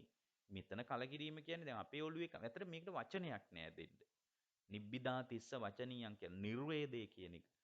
කලකිරීම කියන්නේ මෙතන මේ පංචස්කන්ධය ගැනනේ යථාර්ථ අවබෝධය. මෙතන කලකිරින්නේ පංචස්කන්ධය ගැන. ඒ කලකිරීම නිසා විරාගයක් උපදිනවා. විරාගය කියන්නේ නොයල්මක් හට ගන්නවා. මොනවා ගැනද? දරුවා ගැන නොයල්මක් නෙමෙයි. එහෙම කලබල වෙන්න එපා දරුවා ගැන නොයල්මක් හටගනී කියලා. එතකොට හැබැයි මෙතන ඊටාම ප්‍රශස්ත අවස්ථාවක්. දරුවා තුලත් පංචස්කන්ධයක් ක්‍රියාත්මක වෙනවා කියලා දකිනවා. ඉතින් ඒක හොඳයිනි පින්වත්නි. ඔහෙලාට කලින් දරුවා මැරෙන්න පුළුවන්. එතකොට දරුවා මැරුණත් පංචස්කන්ධ ධර්මයක් ක්‍රියාත්මක වෙන්නේ කියලා යථාර්ථ අවබෝධය තිබ්බම දරුවා මැරුණත් කමන්නේ පංචස්කන්ධ ධර්මවල මේ යථා ස්වභාවය මේ පමණයි කියලා දැනගත්තාම දරුවා මැරුණත් සම්පූර්ණයෙන්ම සැහැල්ලුවෙන් ඉන්න පුළුවන්. පොළවේ හැපි අඬන්න දෙයක් නැහැ. මේ ලෝකේ යථාර්ථයේ තේරුම් ගැනීම නිසා නිර්වේදයක් කලකිරීමක් පංචස්කන්ධය ගැන උපදිනවා. ඒ කලකිරීම නිසා එයාට පින්වත්නි සම්පූර්ණයෙන්ම විරාගයක් උපදිනවා. නොයල්මක් හට ගන්නවා. මොනව ගැනද නොයල්ම හටගන්නේ? දරුවා ගැන නෙමෙයි පංචස්කන්ධය ගැන. මොකද පංචස්කන්ධය ගැන කලකිරිලා දරුවා ගැන නොයල්මක් හටගන්නේ නැහනේ. පංචස්කන්ධය ගැනමයි නොයල්ම හටගන්නේ. නොයල්ම නිසා පින්වත්නි විමුක්තියක් හට ගන්නවා. විමුක්තිය කියන්නේ මිදීමක් හට ගන්නවා හිතේ. විමුක්තිය කියන්නේ මිදීමට. මොන වගේ මිදීමද? පංචස්කන්ධයෙන් මිදීම ගැනයි මෙතන ඇති වෙන්නේ. මිදීම නිසා මිදුනා කියලා ඥානයක් උපදිනවා. මිදුනා කියන ඥානය කියන්නේ අරහත් සිත. ඒක අකුප්පා චේතෝ විමුක්තිය කියලා කියන්නේ. මිදුනා කියලා ඥානය උපදින්නේ පංචස්කන්ධය ගැන. මම මෙබඳු දුකකින් නිදහස් වුණා නේද කියලා. මිදීම නිසාම පින්වත්නි මිදුනා කියලා ඥානයක් උපන්නට පස්සේ යාට කරගන්න දෙයක් නැහැ. කතං කරණියම් කරගන්න ඕන වැඩේ කරලා ඉවරයි. කීනා ಜಾතියත් ඉවර වෙලා එතකොට. ඒ විඥානේ පැලවෙන්නේ නැහැ දැන්. උසිතම් බ්‍රහ්මචර්යම් බඹසරත් හමාරයි දැන්. බඹසර හමාර වෙලා. උසිතම් බ්‍රහ්මචර්යම් නාපරං ඉත්තත්තාය. ආයෙ දැන් කරගන්න දෙයක් නෑ. එයාගේ හිතෙත් එවැනි විඳීමකටපත් වුණු කෙනාගේ හිතෙත් මම මේ බඳු දුකකින් නිදහස් එයාටත් දැනෙනවා දැන්. දැනීම නැද පේනවා. රහතන් වහන්සේලාට රූප පේනවා. ශබ්ද ඇහෙනවා. ගඳ සුවඳ දැනෙනවා. ඒ කියන්නේ ශරීරයට පහස දැනෙනවා. හැබැයි විශේෂත්වය තණ්හාවෙන් තෙත් වෙන්නේ ඒ අත්දකින්න ටිකත් විපස්සනා කර කර ඉන්නේ. මගේ හදවත වැඩ කරනවා. මොලේ මේ ඇති වෙන දැනීම් මාත්‍රේ පවා. දැන් ඒකේ තණ්හාව මිශ්‍ර නෑ. ඒ දැනීම් මාත්‍රේ පවා මේ ඇති උනේ වෙන මොකුත් නිසා නෙමේ. මේ දැනීම ඇති උනේත් මගේ හදවත ක්‍රියාත්මකයි, මොලේ ක්‍රියාත්මකයි, හෘද ස්පන්දනය වැඩ කරනවා. මම තද නින්දකට වැටිලා නෑ. ඒකයි මට මේ පේන්නේ. ඒකත් විදර්ශනා කර කර ඉන්නවා. ඒකට කියනවා ප්‍රත්‍යවේක්ෂණා සම්මාදිට්ඨිය කියලා. ඉතින් ඒ වගේ කෙනෙකුට මරණීය තරම් අනීප දෙයක් නෑ. එතකොට යාට දැකීම තුල තණ්හාවෙන් තෙත් වෙන්නේ නෑ. දැන් අපිට දකින්න දේ තණ්හාවෙන් තෙත් වෙනවා. අහන දේ තණ්හාවෙන් තෙත් තණ්හාව මිශ්‍රයි අපේක. ඒ නිසා අපේ විඥානේ පිහිටනවා කොහේ හරි. රහතන් වහන්සේ තණ්හාවෙන් තෙත් වෙන්නේ නැති නිසා ඒකට කියනවා අපපතිට්ඨිත විඥානය කියලා. ඒ විඥානේ පිහිටන්නේ නැහැ කොහෙවත්. පහනක් නිවුණා වගේ සම්පූර්ණයෙන්ම සසල වෙලා යනවා මැරුණට පස්සේ. නැවත උපතක් කරා යන්න විඥානීය පැලවෙන්න අදාළ තල්ලුවක් හම්බ වෙන්නේ නැහැ. තල්ලුව හදලා දෙන්නේ පංචස්කන්ධය. ඒතකොට ඒකනේ අර මේ අත්දකින්න හැම දෙයක් තුළම යාට මේ දැක්කා කියලා ඇහුවා කියලා දැනුණා කියන තැන අතහැරිලා යනවා. ඒ වගේ ඒක තණ්හාවෙන් තෙත් වෙන්නේ නැහැ. අපේ සාමාන්‍ය ජීවිතේ තමයි හැම වෙලාවකම ඒක තණ්හාවෙන් තෙත් වෙවි ඉස්සරහට යන්නේ. මේ ඕකට අර එක බුද්ධ ශාසනයේ වෙච්ච අනුවේදනීයම සිද්ධියක් තියෙනවා. උත්පලවණ්ණා කියන රහත් භික්ෂුණිය එක තරුණයෙක් දූෂණය කරනවා ඇත්තටම. ඒක බුද්ධ ශාසනයේ වෙච්ච ඉතාම අනුවේදනීය සිද්ධියක්. උත්පලවණ්ණා රහත් තෙරණිය දූෂණය කළාම ඇය ඊටාම ලස්සන තරුණියක් පැවිදි වුණා ධර්මයට ආවිල්ලා මේ ඒගොල්ලෝ බොහොම ධනවත් අය සියලු දේවල් අත්හැරලා කුටියට වෙලා ඉන්නකොට එක ඇයගෙන් පහස බලාපොරොත්තුෙන් ගිහි කාලේ ඉඳලාම ආපු තරුණයෙක් මේ රාගේ වැඩිකමට ඇඳ යට හැංගිලා ඉඳලා මේ භික්ෂුණිය දූෂණය කළා. ඒක බුද්ධ ශාසනයක ඉතාම සංවේදී සිද්ධියක්. ඒ දූෂණය කළාම එතකොට එයා රහත් වෙලා. කෙලින්ම බුදුරජාණන් වහන්සේ ළඟට ගිහින් කියනවා ස්වාමීනි මාව ඊයේ රාත්‍රියේ මගේ සයනේ යට නිදාගෙන හිටිය තරුණෙක් මාව දූෂණය කළා කියලා. එතකොට බුදුරජාණන් වහන්සේ විමසනවා උත්පලවණ්ණා ඉවසුවාද කියලා. එතකොට ඇය කියනවා ස්වාමීනි මම ඉවසුවේ නෑ. මම ඉවසීම සම්පූර්ණයෙන් ප්‍රතික්ෂේප කළා කියනවා. එතකොට අහනවා උත්පලවණ්ණා කොහොමද ඉවසුවේ නැත්තේ කියලා අහනවා. ස්වාමීනි මම යමක් දැක්කාද දැක්කා කියන තැනම අතහැරලා දැම්මා කියනවා. මම යමක් ඇහුවාද ඇහුවා කියන තැනම අතහැරලා දැම්මා කියනවා. මට යමක් හිතුණාද හිතුණා කියන තැනම අතහැරලා දැම්මා කියනවා. මගේ ශරීරයට යමක් දැනුණාද දැනුණා කියන තැනම අතහැරලා දැම්මා කියනවා. මම ඒක තණ්හාවෙන් තෙත් කළේ නෑ කියනවා. අන්න ඒක තමයි රහතන් වහන්සේගේ ස්වභාවය. දැක්කා ඇහුවා දැනුණා මීට වඩා මොකක්වත් ලෝකේ නෑනේ. ඒ ටික උස්සේ තණ්හාවෙන් තෙත් වෙන ගතියක් අත්දකින්න ලැබෙන්නේ නැහැ. එතකොට එයා මැරුණාට පස්සේ නැවත උපතක් කරා යන්නේ නැතුවම නිවිල යනවා. එවනම් උපතට හේතුව තණ්හාවමයි. උපතේ බීජේ තණ්හාවමයි. අපේ ජීවිතේ තණ්හාවෙන් තෙත් වෙවි යන්නේ ඉස්සරහට. ඒකේ අවදානම කොච්චරද කියනවනම් ඔය විඥාණය gederම තමන්ගේ gedara හුරතලයට ඇති කරන බැලලියගේ මේ කුසේ ඔය විඥානේ පැලවෙන්න බැරි කමක් නැහැ. ආන්න ඒකයි අවදානම. ඔය විඥාණය පින්වත්නි මේ භවයෙන් වැහිච්ච නිසා අපිට මේක තේරෙන්නේ නැහැ. ඔහේලාගේ විඥාණය එවැනි තැනකට පැලවෙන්න පුළුවන්. විඥානයේ සීමාවක් නැහැ. ඒතර මේ විඥානේ ඕන තැනක පැලවෙන්න පුළුවන්. අන්න ඒකයි අවදානමක් තියනවා කියන්නේ. භවයෙන් වැහුණාම පේන්නේ දැන් අපි පින්වත්නි මේ සියලු ගණු මේ සම්පූර්ණ සෙනෙහස කියන්නේ පංචස්කන්ධ ධර්ම හැඟීම් ටිකක පහළ වීමක් එච්චරයි. සෙනෙහස කියලා එකක් නෑ. මගේ දරුවා, මගේ ගෙදර, මගේ ඥාතිවරු, මගේ අම්මා කී අඳුනගත්තට සංඥාස්කන්ධයක් පහළ වුණාට කොහෙද මගේ දරුවා කියලා එකක් ඉන්නේ. මගේ දරුවා කියන සංඥාව මම ඔළුවට දාගත් එකක්. ඒ සංඥාවට අනුව තමයි මම දරුවෝ දිහා බලන්නේ. ඇත්තටම දරුවෝ මේ දැන් තමන්ගේ දරුවා නොවෙන්නත් පුළුවන් නේ ওই දරුවා. දැන් ඉස්පිරිතාලේදී දරුවෝ දෙන්නෙක් මාරු වෙනවා. එතකොට යා මගේ දරුවා මේ දරුවටත් කවනවා මේ මං තමයි උඹේ අම්මා කියලා සංඥාවක්. කෝ පුතා අම්මට hina වෙන්න, අම්මට අතවනන්න, අම්මට කතා කරන්න කියලා අර අම්මා කියන සංඥාව කවනවා. ඊට පස්සේ අම්මත් සංඥාවක් කවා ගන්නවා මේ මගේ දරුවා කියලා. ඒ වුණාට දැන් දරුවා මාරු වෙලා. දැන් මගේ දරුවා කියලා සෙනෙහසත් උපදිනවා. බලන්න මේක සම්පූර්ණයෙන් මායාවක් කියලා තේරුම් ගන්න. ඊට පස්සේ යට එයාගේ කුසින්ම වදපු ඇත්තම දරුවා පාරේ හම්බ වෙනවා. අර සෙනෙහස උපදිනවද? නෑ. සංඥාවට අනුවයි මිනිස්සු විඳින්නේ. විඳින දෙයටයි තණ්හාව ඇති වෙන්නේ. විඳින්න නැතිවට තණ්හාව ඇති වෙන්නේ නෑ. සංඥාව අනුව විඳිනවා වේදනාපච්චය තණ්හා. විඳින දෙයට තණ්හාව හදා ගන්නවා. විඳින්න නැති දේවල් වලට තණ්හාව ඇති වෙන්නේ නෑ. එතකොටම තේරෙනවා අපි මොකක් හරි මේක නිකන් කරකොල අතෑරපු අවුලක් මේක අස්සේ තියෙනවා. මේ අවුල එහෙම ඥානවන්ත කෙනෙකුට හැර ලිහින්නේ නෑ. මේක මහාචාර්යවරයෙකුටවත් අල්ලන්න බෑ. කොයිතරම් උගත් කෙනෙකුටුණත් අල්ලන්න බෑ. බුද්ධිමත් කියලා හිතාන ඉන්න මිනිස්සු කතා කරනවා. එහෙමනම් මෙහෙම වෙන්නේ කොහොමද? මෙහෙම වෙන්නේ කොහොමද කියලා අහන ඔළුවට යන්නේ නැහැ පණිවිඩය. මේකට තියෙන්න ඕන සංසාරේ හුරු කරපු විදර්ශනා ඥානය. ඒ විදර්ශනා ඥානෙ අවදි වෙච්ච උදවියගේ යුගයක් මේ උදා වුණේ. විශාල තරුණ පිරිසක් ඉන්නවා මේ පණිවිඩේ වටේ ගොඩනැගිච්ච. ඒ අයට මේ ධර්මයේ පිළිසරණ උදා වෙන අතිශය සුන්දර චමත්කාර ජනක යුගයක් තමයි මේ උදා වුණේ පින්වත්නි. ඒක මේ කාලේ ඉතාම සුන්දර අවස්ථාවක්. ඒ නිසා අපිට එතකොට අනිත් පැත්ත හැරවිලා තියෙන්නේ මේක කියලා තේරෙනවා. දැන් උදාහරණයක් ඒක අපේ නොදන්නාකමට වෙච්ච දෙයක්. පොඩි ළමයෙක් ගිහින් කණ්ණාඩියක් ඉස්සරහා බලනකොට ඒ ළමයා hina වෙනකොට කණ්ණාඩියනුත් hina වෙනවා පේනවා. ඊට පස්සේ ඒ ළමයා අතවනනකොට කණ්ණාඩියනුත් අතවනනවා පේනවා. මේ පොඩි ළමයාට හිතෙන්නේ මම hina මේ පොඩි ළමයාගේ කල්පනාව තමයි පේන නිසා බලනවා කියන එක. ඇත්තටම පේන නිසා බලනවා නෙමෙයි බලන නිසායි පේන්නේ. අන්න ඒ වගේ අපි මේක උඩු යටිකුරු වෙලා තියෙන්නේ. මේක එහෙම පැයෙන් අමාරෙන් කතා කරන්න බෑ. ඉතින් හොඳයි අපිට මේ දේශනාවට අදාළ කාලය හමාරයි. ඔබ හැම දිනාටම ඉතාම ඉක්මනින් මේ ගැඹුරු පණිවිඩය තේරුම් ගැනීම පිණිස කවදා හරි උදව් වෙයි. මේ අහන දේවල් සමහරට අද තේරෙන්නේ නැති වෙයි. හැබැයි මේ අහගත්ත එක ධර්ම මාත්‍රයක් හරි කවදා හරි තේරුම් ගන්න පුළුවන් වෙයි. ඒ තේරෙන දවසට තේරෙයි මේක සම්පූර්ණයෙන් බොරුවක් කියලා. සම්පූර්ණයෙන්ම මායාවක් කියලා තේරෙයි. ඔබ හැම දිනාටම ජීවිත අවබෝධයේ පිණිස මේ දේශනාව උපකාර වේවා කියලා අපි ආශිර්වාද කරනවා. පින්වත්නි අද දේශනාවේ දායකත්වයේ කර්මාන්ත හා සේවාංශයේ රේගු කාර්ය මණ්ඩලයේ පින්වතුන් විසින් දරලා තියෙනවා. රේගු අධ්‍යක්ෂක ජෙනරාල් විශ්‍රාමික මේජර් ජෙනරාල් ජී.වී. රවිප්‍රිය මහත්මයා, ඒ වගේම රේගු බෞද්ධ සංගමයේ සේවය කළ විශ්‍රාමික නියෝජ්‍ය රේගු අධ්‍යක්ෂක එස් සේනානායක මහත්මයා, එතුමා අපට බොහෝම හිතවත් කෙනෙක්. සෙනවිරත්න බණ්ඩා මහත්මයා, නිහාල් අලහප්පෙරුම මහත්මයා ඇතුළු ඒ පවුලේ පින්නතුන්ටත්, ඒ වගේම නියෝජ්‍ය රේගු අධ්‍යක්ෂ ශ්‍රීලාල් අල්විස් මහත්මයා සම්බන්ධ වෙනවා. කර්මාන්ත හා සේවාංශයේ රේගු අධ්‍යක්ෂ පී.පී.